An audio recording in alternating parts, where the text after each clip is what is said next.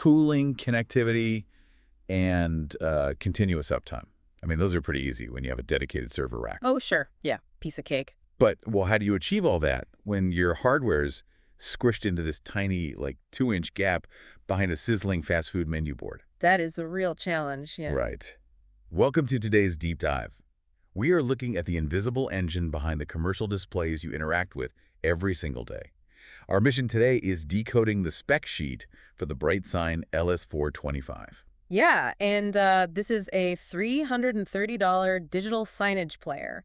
If you think of a commercial screen as a theater stage, well, this device is the stage manager. I really like that analogy. Yeah, it basically sits in the dark, totally out of sight, and quietly pulls the levers that make the actual show happen flawlessly. It's like a digital ninja. Exactly, a digital ninja. But to understand how it survives in those tight spaces, we really need to look at its physical footprint. Like, it's ultra thin, it has these built-in wall-mounting brackets.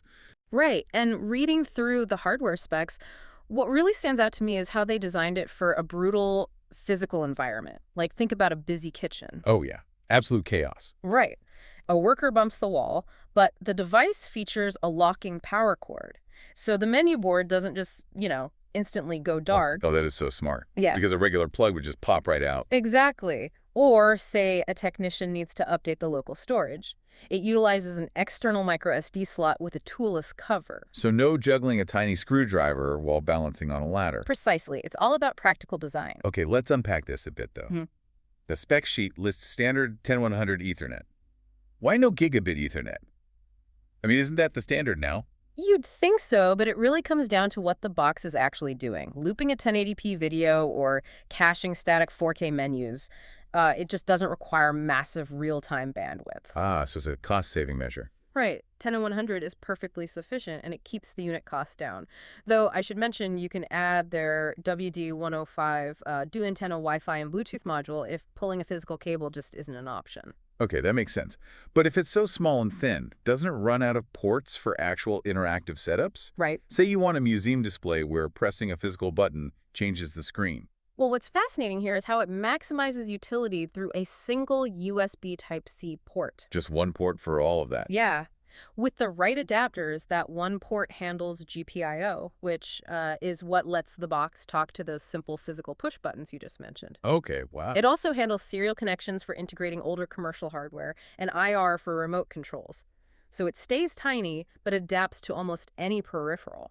That's wild. So a single USB-C port handles all that physical input, but getting a button press is entirely useless if the software can't react quickly, right? Right, the hardware is only half the battle. So how does the internal operating system actually process that incoming data? Well, it runs on BrightSign OS. It's a purpose-built operating system focused entirely on security and maximum uptime.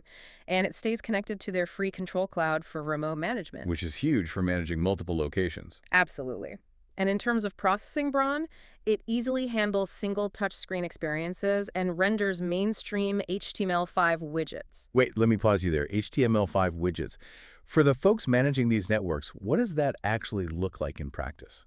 Essentially, it means the player can render live web-based elements seamlessly right over your video. Like what kind of elements? Think live weather updates, live transit feeds, or dynamic pricing that updates automatically. Oh, without needing to render and upload a whole new video file every time the price of a burger changes? Exactly. It's totally dynamic. Now, here's where it gets really interesting, though.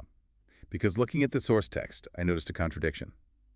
The marketing bullet points claim it plays flawless 4K video. Ah, yes. I saw that too. But when you scroll down into the dense technical specs, it strictly says 1080p 60 video. It only allows 4K resolution for static images, like JPEGs. What is going on there? Yeah, it's a classic marketing versus specs situation. But if we connect this to the bigger picture of their product lineup, the distinction actually makes a lot of sense. How so? Because this LS425 model is optimized as a cost-effective workhorse. For $330, it perfectly handles full HD looping video and crisp 4K static menus. So it's basically doing exactly what most clients actually need it to do. Right. Now, if a client absolutely needs true 4K motion video playback, BrightSign makes a sibling device, the LS445. Okay, so that's this step-up model. Yeah, which adds that processing power for $420, so about $90 more. Got it. So what does this all mean for you, the listener? The BrightSign LS425 knows exactly what it needs to be. An affordable, highly reliable, standard player. A true digital ninja. Exactly. And apparently you can even grab it with a 5% off discount code right now, which is just a nice little bonus. It is. It's built to power the digital world around us, securely managing the experience without the audience ever noticing the hardware. So next time you're tapping a touchscreen kiosk at a restaurant or walking past a dynamic display at the mall, you'll know exactly how the hidden stage manager behind it is securely running the show. Yeah, and it really raises an interesting broader question. Oh, what's that? Well, if an affordable notepad-sized box can run complex interactive networks across the globe, completely remotely from a free cloud, Yeah. how might retail spaces entirely change their physical layouts in the future? Oh, wow. Knowing these screens can be placed quite literally anywhere. Exactly, completely untethered from a central server room. That is wild to think about, just putting screens wherever you want, something to chew on.